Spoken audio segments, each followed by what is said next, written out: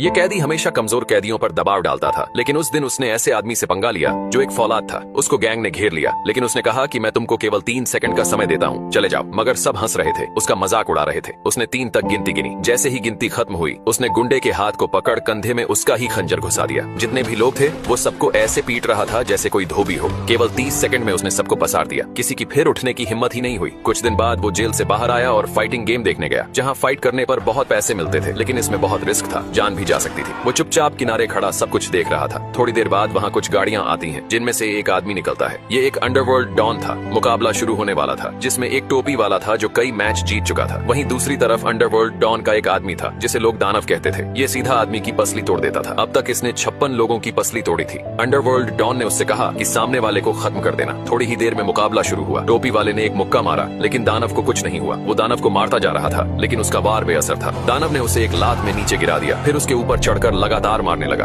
उसकी भी पसली टूट गई। दानव इस फाइट को जीत गया था। अंडरवर्ल्ड डॉन को उस आदमी ने पैसे दिए जिसका आदमी हार गया था। आदमी टेंशन में कार के अंदर बैठा, तभी पीछे वाली सीट पर वही आदमी दिखा जो जेल से छूटा था। उसने कहा कि मुझे भी फाइट करनी है और मैं जीत गया तो 60% मैं रखूंगा। लेकिन फाइट कराने वाले ने कहा, ये कोई बच्चों की फाइट नहीं है और वैसे भी तुमको कोई एक मुक्के में नीचे गिरा देगा। लेकिन कैदी ने उसे पैसों का लालच दिया, जिस वजह से वो मान गया। आदमी कैदी को अंडरवर्ल्ड डॉन के पास लेकर गया कि वो दानव से लड़ेगा, लेकिन डॉन ने उसका मजाक उड़ाया और कहा कि पहले छोटे फाइटर से लड़ लो, तुम्हारे बस का नहीं है। इतनी बेइज्जती के बाद भी कैदी चुप रहा। फिर उसने पहले मुकाबले में हिस्सा लिया। जिससे मुकाबला होने वाला था वो बहुत ताकतवर था, लेकिन कैदी ने उसकी कमजोरी पहचान ली। जब मुकाबला शुरू हुआ तो गुस्से से सामने वाले ने हमला किया, पर कैदी ने एक लात उसकी गोटी पर मारी, फिर उछलकर मुंह पर एक बार में मारा। कैदी फाइट को जीत गया। फाइट करवाने वाला बहुत खुश हुआ। फिर कैदी ने दूसरी फाइट में हिस्सा लिया। इस बार भी ताकतवर फाइटर से सामना हुआ, लेकिन कैदी ने पहचान लिया कि एक मुक्के में इसकी कहानी खत्म है, और वही हुआ। उसने घूमकर एक मुक्का मारा। एक ही मुक्के में वो ढेर हो गया। सभी लोग बहुत हैरान थे। इस तरह कैदी हर बार छोटे मुकाबले जीतता रहा। आखिरकार वो दिन भी आ गया। फाइट करवाने वाला डॉन के सामने था। उसने डॉन को चैलेंज किया और बहुत मोटा पैसा दांव पर लगाया। सामने दानव था, दूसरी तरफ कैदी, जिसने सभी मैचों में केवल 5 सेकंड ही लिए थे चित करने में। थोड़ी देर में मुकाबला शुरू हुआ। पहले कैदी दानव के हर वार से बचा,